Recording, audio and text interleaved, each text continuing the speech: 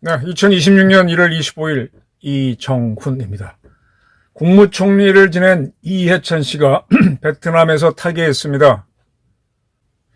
그런데 이재명 정부에서는 이해찬 씨 장례식을 국가장으로 하겠다라는 검토를 하는 모양입니다. 국가장. 국가장이 뭔가 하면은 옛날에 국장이라고 있었죠. 대통령이 돌아가시면은 국장을 했었죠. 또 몇 가지 국장 여러 개 있었는데 그걸 다 통합해서 국가장으로 바꿨습니다. 관련 자료를 보니까 국가 원수를 대통령을 지냈거나 그에 준하는 공이 있는 분들한테 국가장을 할 수 있다라고 되어 있습니다. 국가장법 제1조 국가 또는 사회에 현저한 공훈을 남겨 국민의 추앙을 받는 사람이 서거한 경우 그 장례를 경건하고 엄숙하게 진행함으로써 국민 통합에 이바지하는 것을 목적으로 한다. 국가장은 전현직 대통령 및 국가 또는 사회에 현저한 공훈을 남김으로써 국민의 추앙을 받은 사람 이렇게 되어 있습니다. 옛날에 이제 국장하고 국민장이 있었는데 2011년 통합을 했죠.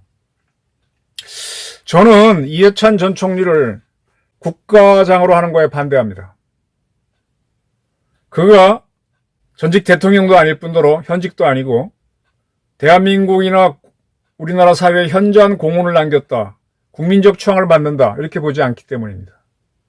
오히려 그는 많은 문제를 던졌죠. 그리고 자꾸 이제 떠오르는 게 문재인 정권 때 박원순 씨가 자살을 했죠. 서울시장이. 근데 그때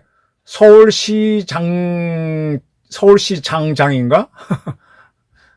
그런 이름으로 서울시에서 하는 장례식이라고 하는 듣도 보도 못한 걸 만들어서 문재인 정권이 장례식을 치르게 했어요. 이거는 또 이해찬 씨 타계랑 또 다르죠. 그거는 그 당시 박원순 씨는 서울시 여성 직원하고의 성추문이라 그럴까요? 그런 문제가 있어서 본인이 목숨을 끊은 건데 그걸 서울시장으로 하니까 이게 뭐지? 언젠가부터 좌파는요, 누군가가 자기네 편 사람이 숨지면은 이걸 굉장히 높입니다. 박원순 씨는 그렇게 자랑스럽게 숨진 게 아니었는데, 그렇게 높였어요. 근데 이해찬 씨가 대한민국에 얼마나 기여했는지 모르지만은, 이해찬 키드라고 해서 그가 교육부 장관을 할 때 대한민국 교육 흔들어 놓은 거에 대한 문제를 지적하는 경우는 많습니다. 그리고 그가 국민의 추앙을 받았나? 글쎄, 그 반대로 보는 사람도 굉장히 많거든요. 뭐가 됐든. 근데 자꾸 왜 좌파는 자기 존대를 하냐 이거예요. 이재명 대통령도 대통령 취임할 때 외국 사절 하나도 안 부르고 단촐하게 했잖아요. 그럼 그걸로 끝인데 그해 8월 15일 날 국민 취임식인가? 뭔가 하면서 광화문에서 새로 대통령 취임식을 하고 그랬죠. 자기 존대를 합니다. 좌파들은 험불해야 되는 거 아니에요? 근데 왜 이렇게 스스로를 존대를 시키죠? 그러면서 머리 숙여라 이렇게 나갑니다. 아니 우파가 무능한 건 우파의 무능으로 칩시다. 근데 좌파는 뭘 그렇게 자기 존대를 하냔 말이에요. 없는 사람 위해서 하는 것처럼 하면서 자기 존대를 하는 거. 이거 문제 아닌가요? 이해찬 씨가 원로라고 하는데 52년생입니다. 같은 52년생에 박근혜 대통령이 있어요. 박근혜 대통령은 아직도 건강하시죠? 감옥에도 갔다 왔고 고초도 치렀고 하는데 이번에 장동혁 대표 단식장에 왔을 때 보니까 건강한 모습이었습니다. 이해찬 전 총리가 왜 건강이 나빠졌는지 사실은 이분이 그전부터 보게 되면 지팡이 같은 걸 쥐고 있었고 종종걸음을 걸었죠. 종종걸음 치게 되면 건강이 굉장히 안 좋은데 그런 분을 왜 베트남까지 모시고 갔죠? 이 평통이라고 하는 게 원래 목적이 이북이 그 해외에서 친북한 활동을 하잖아요. 과거에 그런 거 했던 사람 중에 한 명이 황장엽 씨였죠.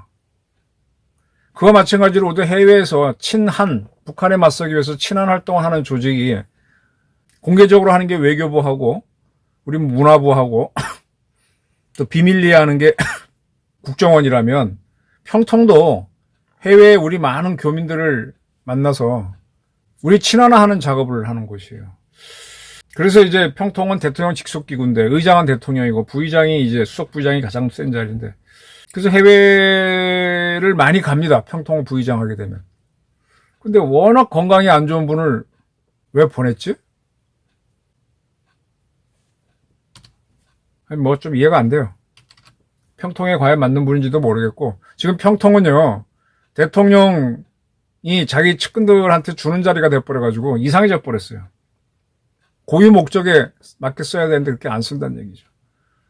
이해찬 씨는 광주 사태에는 참여하지 않은 사람입니다. 그럼에도 불구하고 광주 유공자로 등록이 돼서 뭘 받은 걸로 알고 있어요. 본인이 그걸 밝힌 바도 있고. 그렇게 된 거는 김대중 정권 때인가 법을 만들어서 광주 사태뿐만 아니라 80년대 민주화 운동한 사람도 받을 수 있다라고 해서 뭐 이해찬 말고도 국힘당 출신의 80년대 운동권 하던 사람들도 유공자가 된 사례가 있으니까 그렇죠. 근데 같은 거라도 김문수 씨는 신청도 하지 않았습니다. 저는 더 의연한 사람이 김문수로 보여요.